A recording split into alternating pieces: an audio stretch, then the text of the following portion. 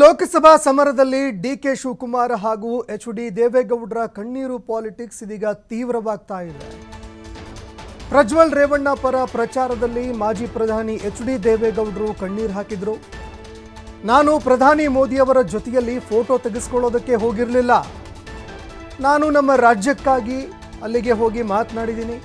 ಇನ್ನೆರಡು ವರ್ಷ ನಾನು ಬದುಕಬಹುದು ಅಂತ ದೇವೇಗೌಡರು ಕಣ್ಣೀರು ಹಾಕಿದ್ರು.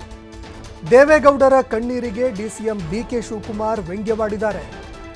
ದೇವೇಗೌಡರನ್ನ ಪ್ರಧಾನಿ ಮಾಡಿದ್ದು ಕಾಂಗ್ರೆಸ್ ಪಕ್ಷ. ಆದರೂ ಕೂಡ ಅವರು ಯಾವ ಕಾರಣಕ್ಕಾಗಿ ಕಣ್ಣೀರು ಹಾಕ್ತಾ ಇದ್ದಾರೆ ಗೊತ್ತಿಲ್ಲ. ಅವರು ಕಣ್ಣೀರು ಹಾಕುವಂತೆ ಮಾಡಿದ್ದು ಯಾರು ಅಂತ ಪ್ರಶ್ನೆ ಮಾಡಿದ್ದಾರೆ. ಅವರನ್ನ ಸಿಎಂ ಮಾಡಿದ್ದು ಹಾಸನ ಜಿಲ್ಲೆಯಲ್ಲ, ರಾಮನಗರ, ಬೆಂಗಳೂರು ಗ್ರಾಮಾಂತರ ಜಿಲ್ಲೆ. ಹೀಗಾಗಿ ಕಣ್ಣೀರು ಹಾಕುವಂತಹ ಪರಿಸ್ಥಿತಿ ಬರೋದಿಲ್ಲ ಅಂತ ಟಾಂಟ್ ಕೊಟ್ಟಿದ್ದಾರೆ. ಏನಾದ್ರೂ ಮಾಡ್ತಾನೆ, ಮೋದಿ ಜೊತೆ ಕೂತು ಫೋಟೋ ತೆಗೆಸ್ಕೊಳ್ಳೋದಲ್ಲ. ನೋಡಿದಾಗ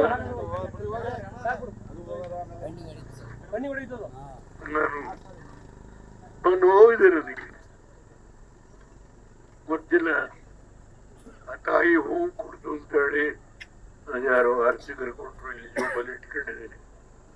ಈ ಬೋರ ಮೇಲೆ ಎಷ್ಟೊಂದು ಜನ ಪುಣ್ಯಾತ್ಮರು ಸೇರಿ ಇವತ್ತು ಈ ಒಂದು ಲೋಕಸಭಾ ಕ್ಷೇತ್ರದಿಂದ ನಾವು ನಿಮ್ಮಿಂದ ಇದ್ದೀವಿ, ನಿಮ್ಮ ಅಭ್ಯರ್ಥಿಯನ್ನ ಗೆಲ್ಲಿಸ್ತೀವಿ, ಈ ಒಂದು ಸಂಕಲ್ಪ ಮಾಡಿ ಬಂದಿರ್ತಕ್ಕಂಥ ಪುಣ್ಯಾತ್ಮರು ನೀವೆಲ್ಲ. ಯಾರು ಮಾಡಿದ್ರು, ಏನ್ ಮಾಡಿದ್ರು? ಪ್ರಧಾನಮಂತ್ರಿ ಮಾಡಿದ್ದೀವಿ, ನಮ್ಮ ಜಿಲ್ಲೆ ಚೀಫ್ ಮಿನಿಸ್ಟರ್ ಮಾಡಿದ್ದಾರೆ, ಹಾಸನದವ್ರು ಮಾಡಿಲ್ಲ ಚೀಫ್ ಮಿನಿಸ್ಟರ್, ಬೆಂಗಳೂರು ಗ್ರಾಮಾಂತರ ಜಿಲ್ಲೆ, ರಾಮನಗರ ಜಿಲ್ಲೆಯವರು ಮಾಡಿದ್ದಾರೆ. ಅದರಿಂದ ಕಣ್ಣೀರು ಹಾಕುವಂತ ಸಂದರ್ಭ ಏನಿಲ್ಲ. ಹುಡುಗಿ ಏನು ಅನ್ನೋದು ಹೇಳಕ್ಕೆ ಅವ್ರ ಕೈಲಿ ಆಗಲ್ಲ. ಈಗ ನಾನು ಅದಕ್ಕೆ ಚರ್ಚೆಗೆ ಹೋಗುದಿಲ್ಲ.